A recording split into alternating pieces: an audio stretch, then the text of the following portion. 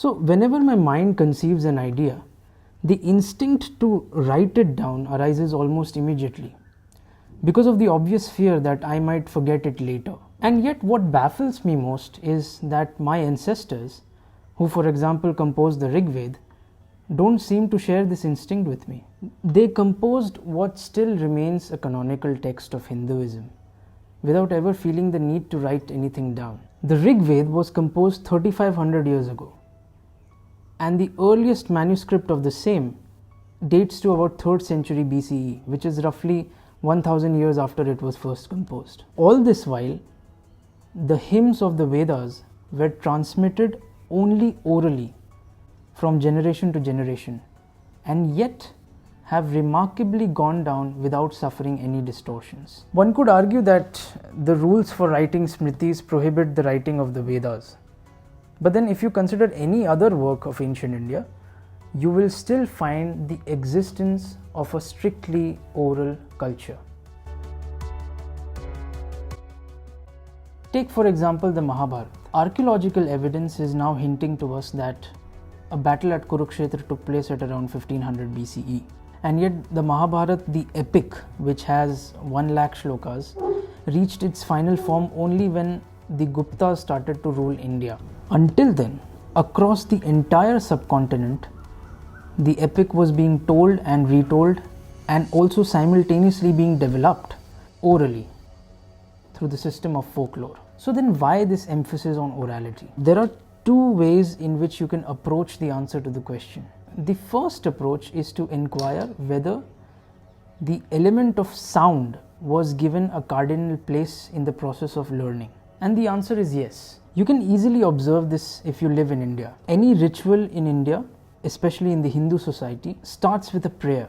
And a very significant part of the ritual itself is the chanting of mantras. It is widely believed in India that incantations can influence the mind and body. That is why even a meditative practice will involve some kind of chanting. The production of sound itself is said to be the first step to any creationary process. And therefore, to be able to understand the proverbial truth, you should be able to understand the element of sound and remain close to that medium as well. For all those reasons, I think an oral culture was envisioned and nurtured thereof.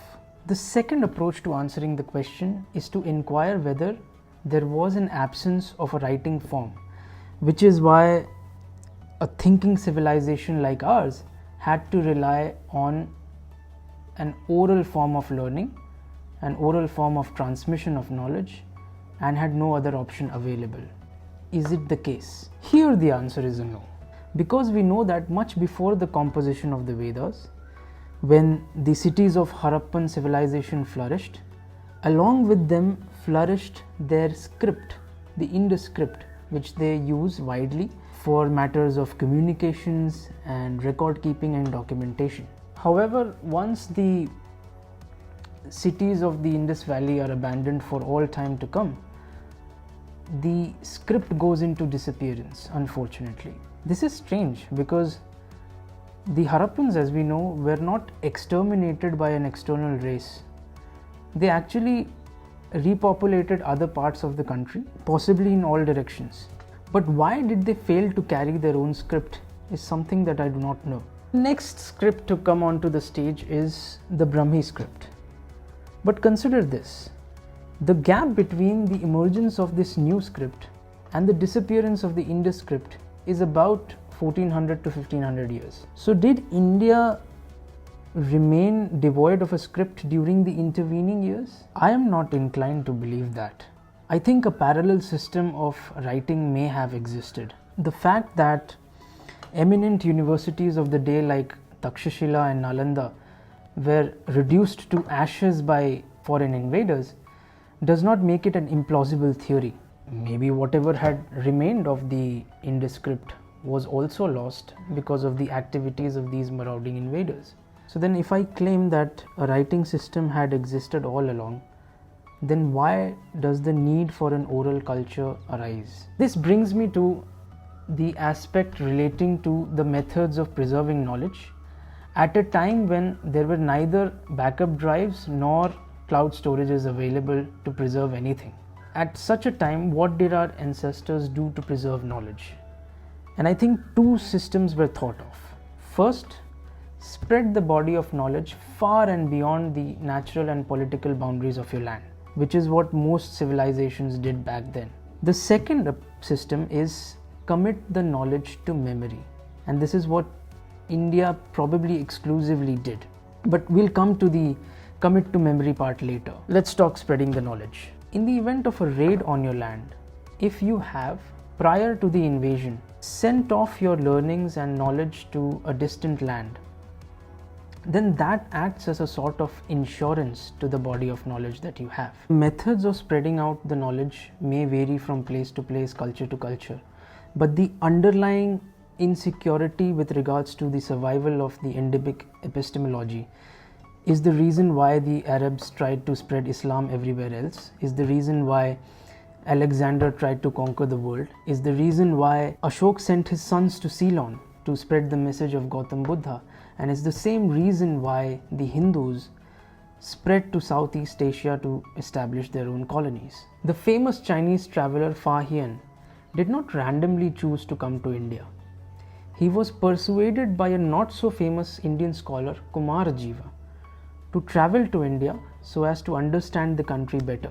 All of these are examples of concerted human efforts so as to preserve their respective cultures, even if the propounders and the generations thereof cease to exist because of unfortunate reasons. But this method, while effective, has some limitations too. Maybe a civilization different from yours does not get sold on your culture so much so that it devises plans to protect it. Also, if you export your knowledge successfully to a distant land, there is no guarantee that that piece of land will remain uninvaded in the future.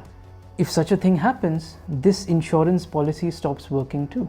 So the logical consequence of this limitation is the development of the second method of preserving knowledge, that is committing it to memory. If you have a group of people and the only job assigned to them is the by-hearting of scriptures and other works of knowledge, consider what challenge it poses to an invader who wants to destroy your culture. An eminent library in a widely renowned university is not very hard to locate. The invader finds the place, orders his mercenaries to burn down the library buildings, and your manuscripts are gone, perished. But to destroy an oral system of knowledge, the invader must find and kill all such human beings who are in possession of that knowledge. Even if one person remains, the body of knowledge can still survive. And this is why I believe merit was seen in having an oral system of preserving knowledge. And people who were willing to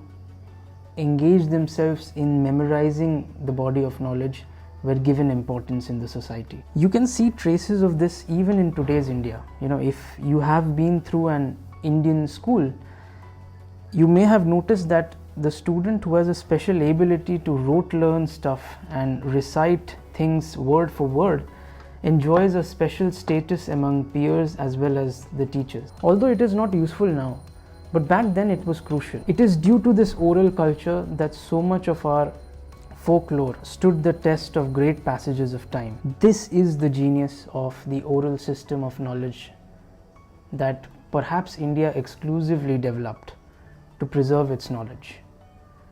But that has led to magnificent results and a beautiful culture, which makes me wonder whether it is a case of precaution being taken too far, or is it simply that our ancestors were overlords of foresight.